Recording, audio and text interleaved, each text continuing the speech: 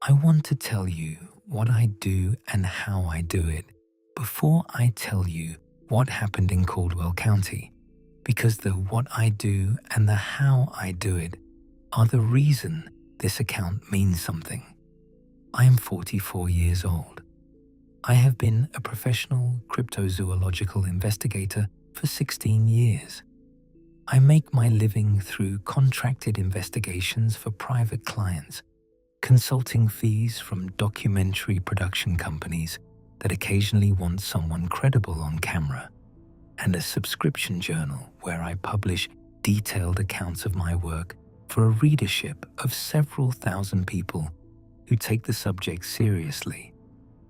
I am not famous. I am not a television personality. I am a working professional in a niche and largely unrespectable field who has found a way to make the work sustainable and who, at this point in his career, regards sustainable as the most important word in that sentence. I came to this work from a wildlife biology background. 2 years of a degree I did not finish for reasons that were complicated and financial, but 2 years that gave me a foundation in how animals actually behave in the wild that most people in this field do not have. I know how to move through backcountry terrain. I know how to read sign and track animals and assess whether a reported sighting is consistent with known species behavior or represents something genuinely anomalous. I have been doing fieldwork in remote areas for 16 years, and I am competent at it in the specific way of someone who has made every possible mistake in the first years and has had a long time since to learn from them. In 16 years, I have concluded that the overwhelming majority of what people report as unknown creatures seen in unusual circumstances, misidentified wildlife, honest perceptual errors made by people in low light or high stress, in a small percentage of cases, deliberate hoaxes. I have found genuine anomalies, things I could not account for with the frameworks available to me, on perhaps a dozen occasions in 16 years. I report what I observe and what I cannot explain, and I leave the interpretation to my readers. I do not exaggerate. I do not dramatize. My readers have stayed with my journal for years because they know this about me and they trust it. I am telling you all of this because what happened in the Oric River drainage in eastern Tennessee was different from everything else I have investigated in 16 years. And I want you to understand that when I say different, I mean it with the full weight of a professional who knows exactly what he has seen and what he has not seen, and what the difference between those two things costs him to admit. The difference was not what I found in the drainage. The difference was that it found me first. I came to Caldwell County in early November on the basis of a cluster of reports that had been reaching me over the preceding 6 months from residents of the county and the surrounding area. The reports shared consistent elements in the way that genuine reports share consistent elements, not through coordination or copying, but through the independent arrival at similar descriptions of the same experience. A large figure, upright and bipedal, observed in the forest margins along the Oric drainage at dusk and in the early morning hours. An unusual smell associated with sightings, described variously as sulfurous, like something burnt, or like the air before a lightning strike. A quality of silence that preceded sightings and persisted after. The specific and complete silence of a forest from which All the birds and small animals have removed themselves at once. And one element that I found genuinely unusual when I read the reports carefully and compared them against each other. Several of the witnesses, independently and without any apparent awareness of each other's accounts, described the feeling that they had been watched before they saw anything, that the awareness of being observed preceded the sighting rather than accompanying it, that there was a measurable interval between the start of the watched feeling and the appearance of anything visible, long enough that the witnesses registered the two events as distinct rather than simultaneous. In my experience, this sequence was not normal. In a standard wildlife encounter, the animal becomes aware of you when you enter its range and responds to your presence. The sequence is: you arrive, the animal registers you, the animal watches. What the Auric witnesses were describing was something more like: you arrive, are watched, and then at some later point become aware that you were being watched, with a gap between the first and second events that had apparently been long enough for each of them to register as a distinct moment.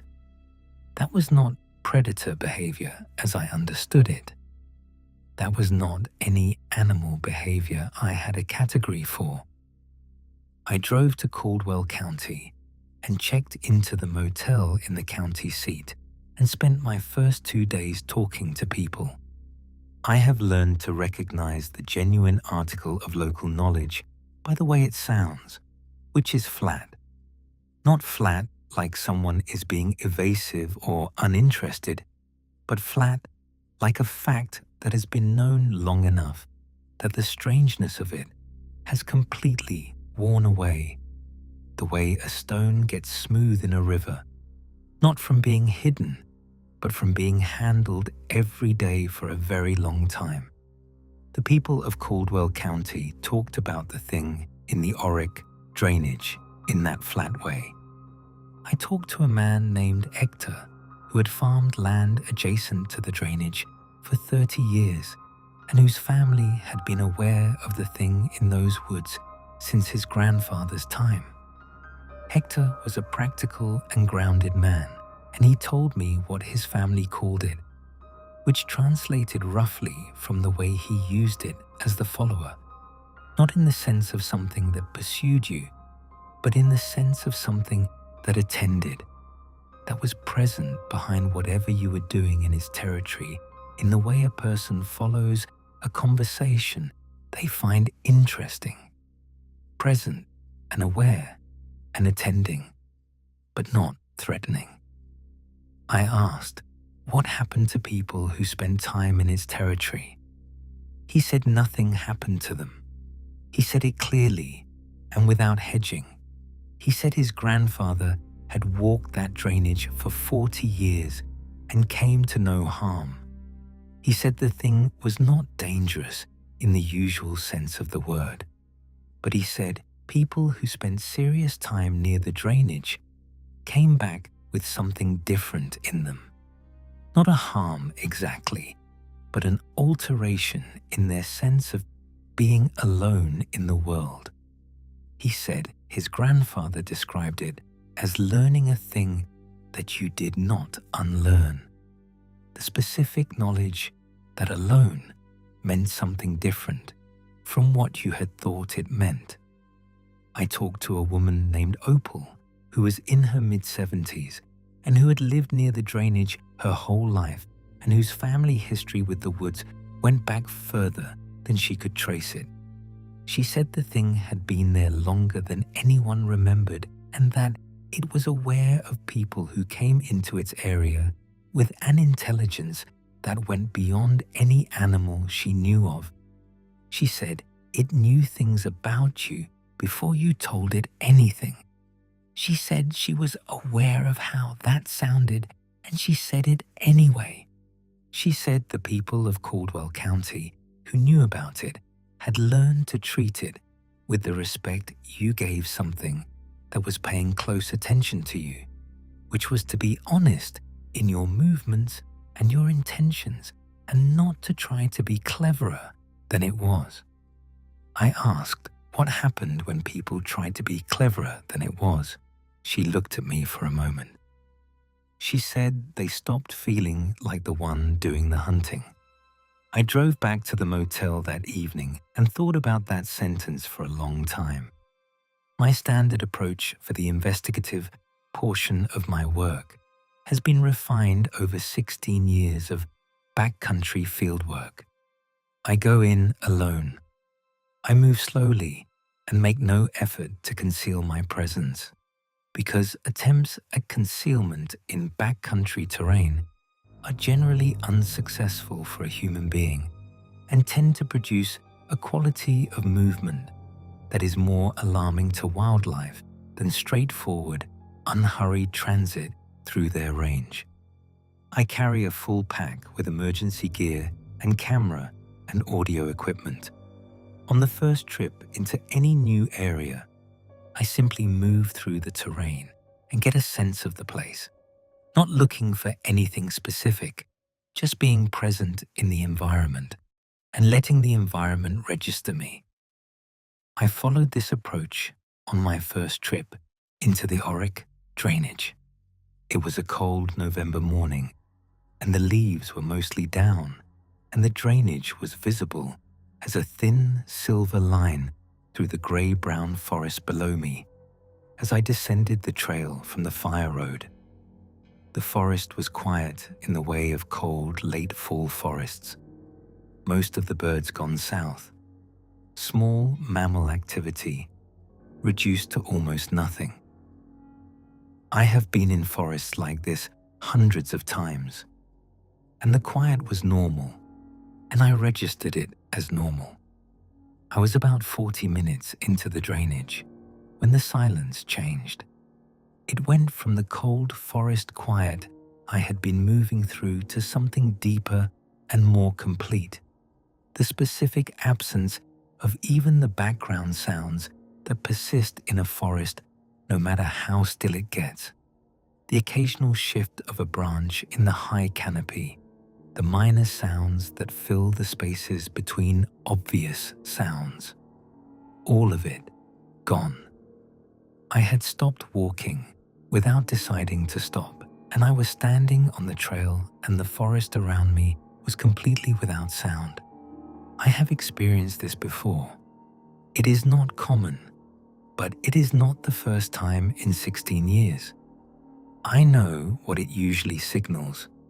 What was different this time was what I recognized in the moment of that silence. I had been feeling watched for 20 minutes. I worked this out slowly, the way I process unusual things, carefully and without rushing. I had been in the drainage for 40 minutes. For the last 20 of those minutes, before the silence descended, before there was any external signal of anything unusual, I had been feeling the specific physical awareness of being watched, the prickling at the back of the neck and across the shoulders that I have come to recognize over 16 years of fieldwork as a real signal with a real source. I had been attributing it to the general attentiveness that new terrain always produced in me.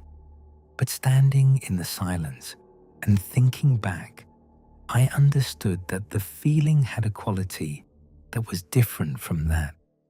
It had been directed. It had a source, not a vague ambient awareness of unfamiliar territory, but a specific and located sense of being the object of another entity's focused attention. Something had been watching me for 20 minutes before the forest went quiet. I thought about what Opal had said. I turned around and walked back to my truck. I have investigated subjects that knew I was present before. I have had experiences in the field where something large and unidentified was aware of my presence and was managing the situation according to its own priorities. In every one of those experiences, the animal was responding to me. I was the initiating factor. My presence was what set the sequence in motion. What happened over the next 3 days in the auric drainage was different. On the second day, I went back in more attentive to the watched feeling, tracking it consciously, noting when it began and how it changed as I moved through different parts of the terrain. Within the first hour, I established that the feeling began at a consistent distance from the core of the drainage, at a point on the trail that was still well within the peripheral zone before the deep forest began. I had been walking for less than 15 minutes when it started. On the second trip, I changed my entry point entirely, coming in from the north side of the drainage, along a different trail that added 40 minutes to my approach. The watched feeling began at the same distance from the drainage's center. Different direction, same distance. The thing knew where it was relative to me, regardless of which direction I came from. On the third day, I tried something I had not tried in 16 years of field investigation. I did not go into the drainage at all. I parked at the fire road and walked in the opposite direction for an hour, sat and had my lunch, walked back. The watched feeling began 20 minutes into my walk away from the drainage. I stopped walking. I stood on the fire road in the cold November air with my lunch half eaten, and I thought about what this meant. The thing was aware of me outside the drainage, at a distance and in a direction that had nothing to do with its apparent territory.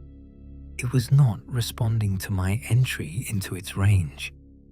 It was tracking a person who had arrived in the county and who had been thinking about it. Opal had said it knew things about you before you told it anything. I had read that as local color. I was revising that reading. On the fourth night, I camped in the drainage. I have spent many nights in active investigation areas. I take the precautions that a careful and experienced person takes, and I manage the anxiety of sitting alone in dark forests with the specific practice of someone who has done it enough times that the anxiety is familiar and workable. I set up camp in a clearing at the edge of the drainage that I had identified on my second trip and settled in for the night with my camera and audio equipment and the patient attention of my professional practice. I heard nothing unusual. I saw nothing. The night passed in the cold quiet of a November forest in the highlands of Tennessee, and nothing came near my camp.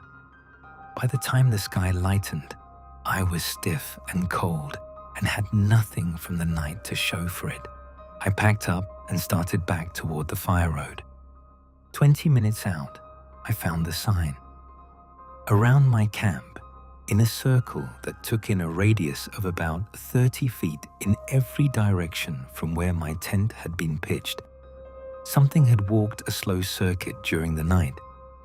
The ground was soft enough in places to hold impressions, and what I found in those places was not a clear print of anything I could identify, but a compression of the soil and leaf litter consistent with something heavy moving carefully, and the circuit was complete, unbroken, a full, careful circle around the exact perimeter of my camp. It had walked around me while I slept, not toward my tent, not through my camp, around it, at a consistent distance, the full circumference of it, and then it had stopped or moved away because the sign did not continue in any direction I could follow. I stood at the edge of that circle for a long time. I thought about the word Hector had used, attending. It had not come to threaten me or drive me away. It had come to my camp in the night while I was in it and walked a careful circle around the place where I was sleeping and done whatever it came to do. And it had been doing this while I sat inside my tent, watching outward with my camera, watching entirely the wrong thing in entirely the wrong direction.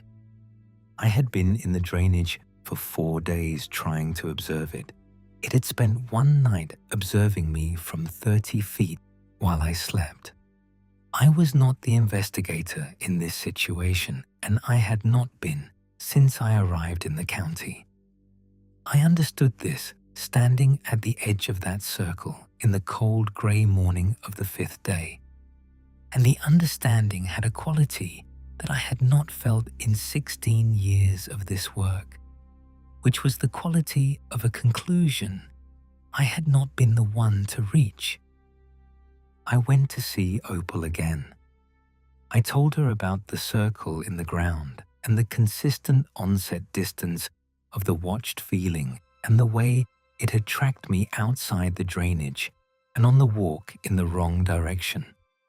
I told it plainly and in order. She listened without interrupting in the way of someone who had expected most of what she was hearing. When I finished, she was quiet for a moment. Then she said she wanted to ask me something, and she wanted an honest answer. She asked what I had come to Caldwell County to do. I said I had come to investigate the reports and document what I found. She asked what I intended to do with what I documented. I said I would publish an account for my readership and potentially approach documentary contacts if the evidence was sufficient. She was quiet again. Then she said that was what she had thought, and that she wanted to tell me something she had not told me the first time we talked, because she had not been certain I was ready to hear it. She said the thing in the Auric drainage had been dealing with people who came to investigate it for a long time. Not a few years, a long time. Every few years, someone passed through the county who had heard about it and who came to find it. And every time one of them came, the thing did what it had apparently always done, which was find them first and spend the duration of their visit attending to them with a thoroughness that inverted the investigation completely. She said the people who came to investigate and then left and published their accounts were always changed in the way her grandfather had described, the permanent loss of the feeling of alone. She said it was not a harmful change, but it was a permanent one. She said the thing did not walk around my camp to threaten me.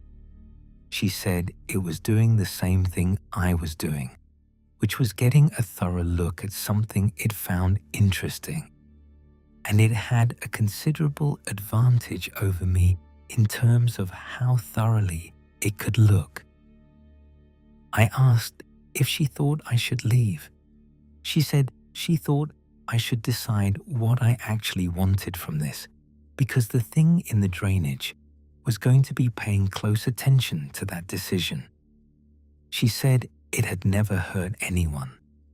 She said the people who came looking for something dangerous and found this were always disappointed because it had no interest in being dangerous to them.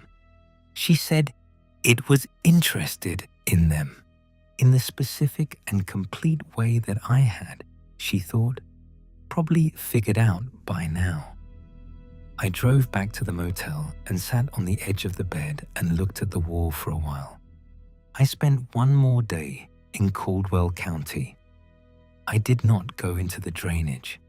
I drove out to the fire road in the morning and parked where I had parked each of the previous days, and I sat in the truck with the engine off and the window down, and I looked at the tree line where the trail descended toward the creek. And I waited. I did not have a specific expectation of what waiting would produce. I was not hoping to see something or hear something or have any experience I could document in the professional sense. I was doing something I did not have a professional name for.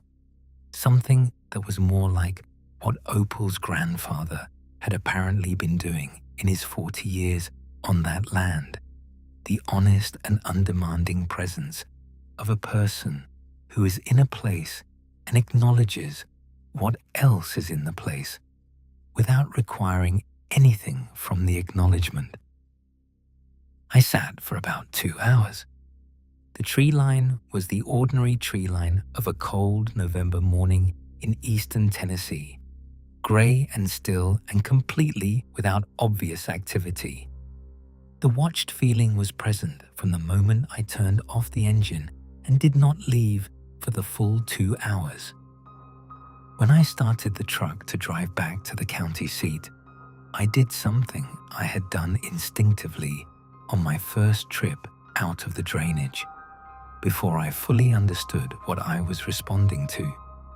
I looked at the tree line, directly and without agenda, for a moment, in the way that Opal had described, the honesty of a person acknowledging what is there, rather than trying to see around it or through it. Then I drove back and packed my gear and checked out of the motel and drove north. The watched feeling stayed with me for 3 hours on the highway, fading the way a sound fades when you move away from its source, present and then diminishing and then present at a lower register, and then diminishing again. The long, slow recession of something that had been very close and was now getting further away by degrees. Somewhere in Kentucky, it was gone. I want to be direct about what this account is and what it is not, because I hold myself to a standard, and that standard matters to me. This is not a sighting report. I did not see the thing in the Oric drainage. I have no photographs, no audio recordings of anything identifiable, no physical evidence that would hold up to a skeptical review. I have impressions in the ground around my camp and the testimony of Hector and Opal and the pattern of my own experience over 5 days in Caldwell County, and that is what I have. I am publishing this account anyway, which is unusual for me, because my professional standard is evidence-based reporting, and this account has no evidence that a skeptical person would find compelling in the usual sense. I am publishing it because of something Opal said about the decision I needed to make. I decided on that last morning sitting in the truck at the fire road that what I had experienced in Caldwell County was not something I was going to try to document and publish in the way I would document a conventional investigation. I made that decision for reasons I am still working out, but they have something to do with what it does to you when the dynamic inverts, when you understand that you have been the subject rather than the investigator from before you arrived, when you realize that the thoroughness of the attention being paid to you is something you have no instrument to measure and no framework to fully think about. What I am publishing instead is this: an account of what it felt like to be the one being investigated, which is something I had not experienced in 16 years of this work, and which I think is worth telling even in the absence of photographs. If you go to Caldwell County looking for the thing in the Oric drainage, and some of you will, because people always do, and I am aware that publishing this account makes that more likely rather than less, I want you to go with the one piece of advice that Opal gave me and that I believe completely. Go honestly. Be honest in your movements and your intentions, and do not try to be cleverer than it is, because you will not be. It has been at this longer than you have. It has been watching people who came to watch it for longer than anyone in that county can account for, and it knows this particular dynamic from every angle, and it is very good at it. You're going to feel watched before you have any reason to feel watched. This is not suggestion, and it is not the general anxiety of someone moving through unfamiliar backcountry at night. It is the accurate perception of something real that is paying real and focused attention to you. And the honest response to that is acknowledgement rather than strategy. You are not going to outmaneuver it. I tried 3 different entry approaches and a deliberate walk in the wrong direction, and it did not matter. By the time you step out of your vehicle in that county, it already knows you are there, and it already knows why you came, and it is already beginning the investigation that you thought you were going to be the one conducting. What you are going to get from it, if you are honest enough and patient enough and willing enough to sit with the discomfort of not being the most attentive presence in the room, is the education that Opal's grandfather described and that Opal clearly carries in her without it weighing her down. The permanent knowledge that alone means something different from what you thought it meant. That the world is more thoroughly inhabited than the version of it that fits inside ordinary daily attention. That you have been attended to in ways you could not perceive and did not have the equipment to perceive your entire life, and you simply did not know it until something showed you the difference between knowing and not knowing. I have been home in Ohio for several weeks now. I sleep in my own bed, and the drainage is several hundred miles away, and the specific physical immediacy of the watched feeling is gone. But the thing it taught me is not gone.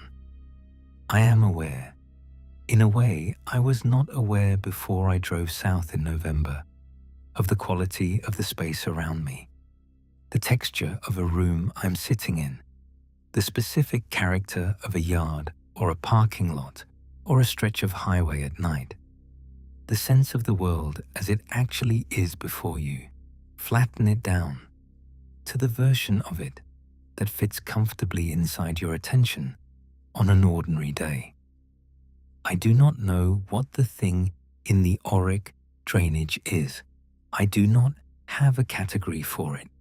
After 16 years of this work, I am aware that my categories are not complete, and this is the clearest evidence I have ever had of that specific incompleteness.